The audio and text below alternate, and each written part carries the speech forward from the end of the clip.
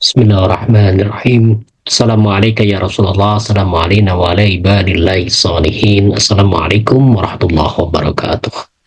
Alhamdulillahirabbil alamin. Allahumma shalli ala sayyidina Muhammad wa ala ali sayyidina Muhammad. Bapak dan Ibu serta kawan-kawan yang menyimak Shalawat Channel, salam jumpa kembali untuk membacakan buku Ribad Rosah Ruhaniyah Berguru pada Ilahi di Bulan Suci karya Dr. Jalaluddin Rahmat. Kita akan memasuki pada bagian halaman 138, ketika menolong. Punggung-punggungmu berat karena dosa, ringankanlah dengan sujudmu. Abu Umayyah bertanya kepada Abu Sya'labah, "Ya Abu Sya'labah, bagaimana pendapat Anda tentang ayat ini? Jagalah dirimu." Ia berkata, "Sungguh demi Allah, aku sudah bertanya kepada orang yang paling mengerti tentang ayat itu. Aku bertanya pada baginda Nabi Muhammad SAW. Beliau bersabda, lakukanlah perbuatan baik dan jauhilah perbuatan mungkar. Akan datang suatu zaman ketika kamu akan melihat kebakhilan dituruti, hawa nafsu diikuti, dunia didahulukan, dan setiap orang takjub dengan pendapatnya. Maka jagalah dirimu dan jauhilah orang kebanyakan. Nanti di hadapan kamu akan ada hari-hari kesabaran. Orang yang sabar pada waktu itu seperti memegang bara. Orang yang beramal pada waktu itu mendapat pahala 50 orang di antara kami atau di antara mereka sendiri." Nabi Muhammad SAW bersabda, 50 kepada orang di antara kamu.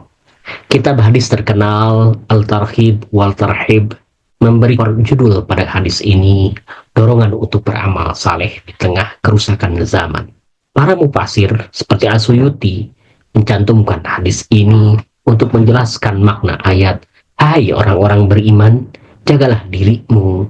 Tiadalah orang yang sesat itu akan memberi madorot kepadamu apabila kamu telah mendapat petunjuk. Hanya kepada Allah kamu kembali semuanya. Maka Dia akan menerangkan kepadamu apa yang telah kamu kerjakan." Al-Maidah ayat 105. Sepeninggal baginda Nabi Muhammad SAW, para pengikutnya akan hidup dalam situasi yang korup.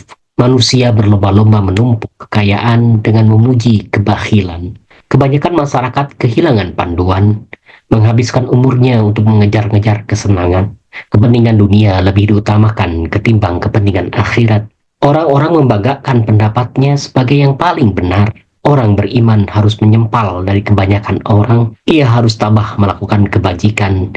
Ia harus bertahan untuk melakukan amal saleh, betapapun beratnya. Kata amal saleh dikaitkan dengan iman dalam Al-Quran lebih dari 70 kali. Apa yang disebut amal saleh itu? Sebagian berpendapat bahwa amal saleh ialah pekerjaan yang disepakati kebajikan, apapun agamanya. Misalnya, semuanya sepakat bahwa membela orang yang dizalimi itu adalah perbuatan baik. Sebagian orang membatasi amal saleh pada pekerjaan-pekerjaan yang tidak menuntut upah. Yang lain membatasi amal saleh sebagai pekerjaan yang dilakukan tanpa perencanaan yang baik. Banyak juga yang berpendapat bahwa amal saleh itu berupa sedekah dan ibadah ritual. Amal saleh diantaranya tindakan yang dapat bermanfaat kepada orang lain, tindakan membahagiakan orang lain disebut sodaq. Kata ini berasal dari sodaqo yang berarti benar, sejati atau tulus. Orang yang bersedekah adalah orang yang imannya tulus. Sedekah tidak selalu berbentuk harta atau uang. Termasuk sedekah adalah engkau tersenyum ketika berjumpa dengan saudaramu, atau engkau singkirkan duri dari jalan. Kata baginda Nabi Muhammad SAW, untuk bisa menolong orang lain dengan tulus, kita memerlukan kecintaan tanpa syarat, unconditional love pada semua orang. Cinta inilah yang dimaksudkan. Cinta inilah yang dimasukkan sebagai fitrah dalam hati kita. Cinta ini adalah super status. Cinta ini adalah super 100 dari rahmat Allah yang dijantukan Tuhan di muka bumi. Lihatlah anak kecil yang berusia belasan bulan. Begitu ia mendengar anak lain menangis, ia segera menangis tanpa mempersoalkan apa bangsa, jenis kelamin, status sosial, agama, atau mazhab anak yang lain itu. Anak kecil dapat berempati tanpa syarat. Kita masih mampu berempati, tetapi empati kita sudah dibatasi oleh sekat-sekat yang dijauhkan kepada kita oleh pendidikan, kebudayaan, bahkan agama yang kita anut.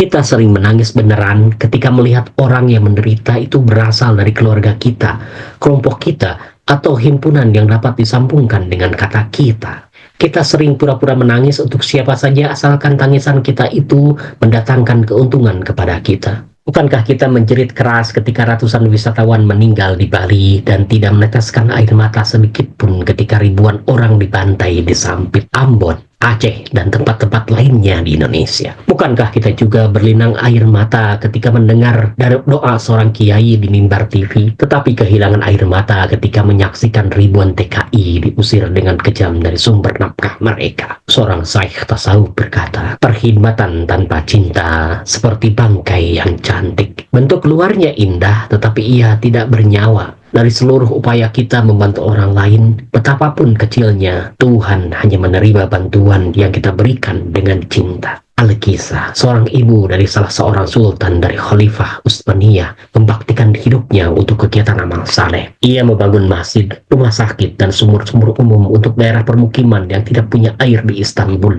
Turki. Pada suatu hari, ia mengawasi pembangunan rumah sakit yang dibiayai sepenuhnya dari kekayaannya. Ia melihat ada semut kecil yang jatuh pada adukan beton yang masih basah. Ia memungut semut itu dan menempatkannya pada tanah yang kering. Tidak lama setelah itu, ia meninggal dunia. Kepada banyak kawannya, ia muncul dalam mimpi mereka. Ia tampak bersinar, bahagia, dan cantik. Kawan-kawannya bertanya, apakah ia masuk ke surga karena sedekah-sedekah yang dilakukannya ketika masih hidup? Ia menjawab, saya tidak masuk surga karena semua sumbangan yang sudah aku berikan. Saya masuk surga karena seekor semut.